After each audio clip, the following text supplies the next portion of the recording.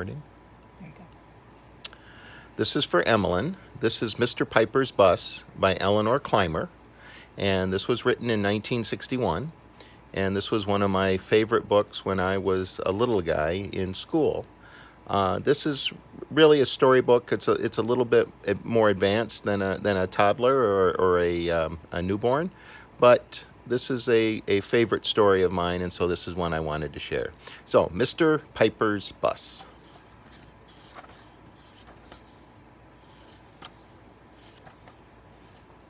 Chapter 1.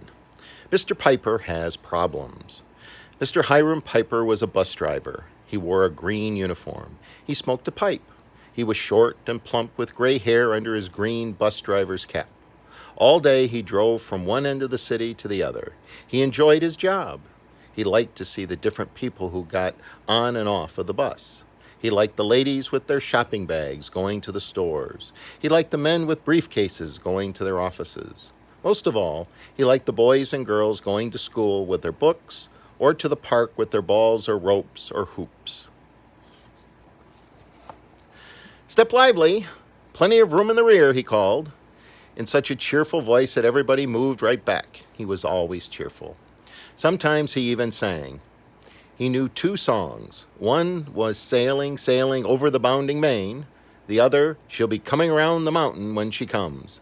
He sang softly, of course. The passengers might have thought it was strange for a bus driver to sing.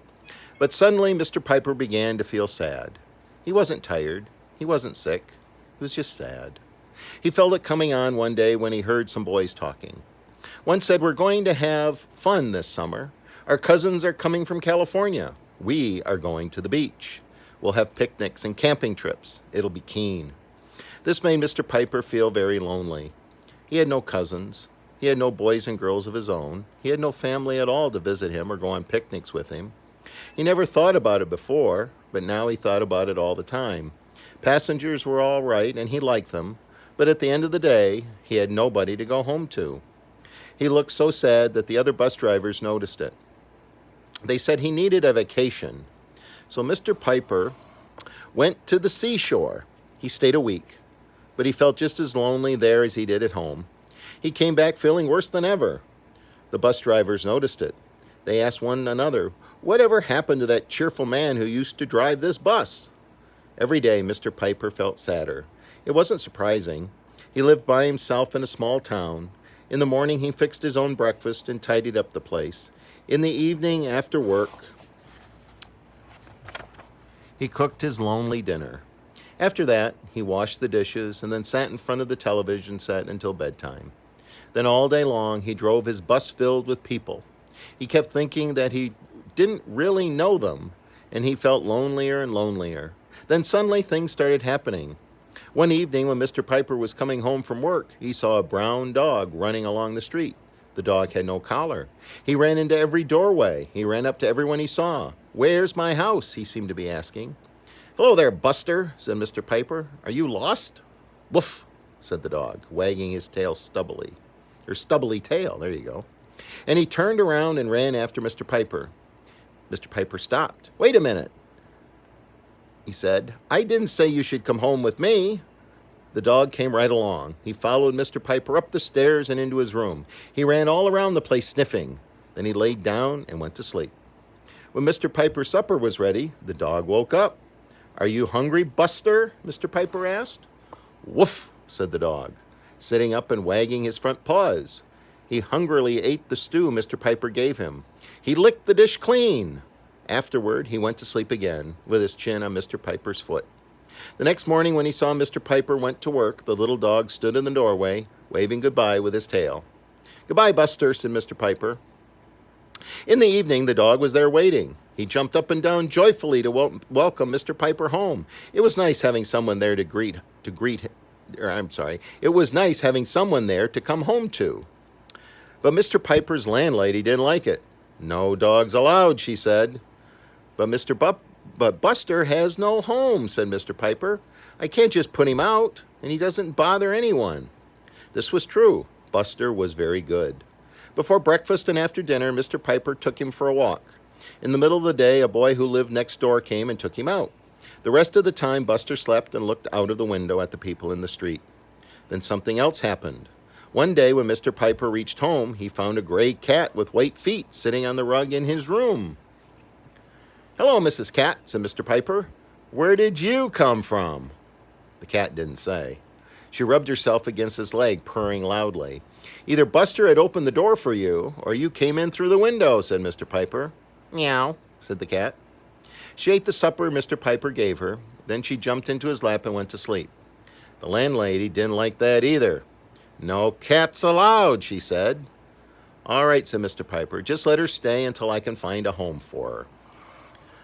"Well, don't take too long about it," said the landlady. Mr. Piper asked a few people if they wanted a gray cat with white feet, but nobody did, so the cat stayed. It was nice having Buster and Mrs. Cat to welcome him home. What would they do without me, Mr. Piper wondered as he opened cans of cat and dog food, and what would I do without them? Then another thing happened. Mr. Piper got Little Mac. Little Mac was a chicken. It happened this way. Two girls were riding on the bus one day. One of them had a basket. "I have 2 baby chickens in the basket," she said. I'm taking them to show my teacher." "May I see them?" her friend asked. They opened the basket and looked inside. "Oh, how darling. Aren't they little?" "They're bantam chicks," said the girl who owned them. Just then the bus jerked and she dropped the basket. The chicks fell out. The girls found one, but not the other. It was nowhere to be seen. They had to get off without it. Later, when the bus was empty, Mr. Piper heard a faint noise under a seat. Beep, beep, beep. He reached down and pulled out a little yellow ball of fluff. "Well, Mac, what are you doing there?" Mr. Piper asked. "That's no place for a little fellow like you." The chick pecked at his finger with a tiny, tiny beak. "Beep, beep, beep," it cried. Mr. Piper put it carefully into his coat pocket and took it home. "This is Mac," he said to Buster and Mrs. Cat, "though I suppose I should call him Little Mac. You must be nice to him." He made a house for Little Mac out of a cardboard box. He fed him bread and milk and bits of lettuce and apple. Little Mac grew, although he never got very big. He was a bantam, and bantam chickens do not grow big. He did grow feathers and a fine red comb. When Mr. Piper sat in front of the television set in the evening, Little Mac flew up and perched on the back of his chair. Buster sat at his feet. Mrs. Cat snoozed in his lap. Mr. Piper didn't feel lonely anymore. He was very happy. "What would they do without me?" he asked. "And what would I ever do without them?" When the landlady found out there was a chicken in Mr. Piper's room, she was very angry. "No chickens allowed in here," she exclaimed. "But this chicken isn't bothering anyone," said Mr. Piper. "No chickens," declared the landlady firmly. Mr. Piper promised to find a home for Little Mac. But before he could do so, something happened. One morning, he was awakened by a loud noise calling, "Cock-a-doodle-doo!" Little Mac had grown up. He was a rooster, and roosters crow in the morning. Mr. Piper jumped out of bed. "Quiet, quiet," he whispered. "The landlady will hear you." "Cock-a-doodle-doo!" crowed Little Mac again. The landlady did hear him. There she was at the door, hands on her hips. "What's this?" she cried. "No roosters allowed here. You'll have to move this very day." "But where shall I go?" Mr. Piper asked. "How about the zoo?" the landlady suggested. She was very angry. "Please," Mr. Piper begged, "you must give me a couple of days. I can't just pack up and move now. I have to go to work. I'll lose my job if I don't." "All right, 2 days, no more," said the landlady. Mr. Piper dressed himself and fed his animals. He went to work with a heavy heart.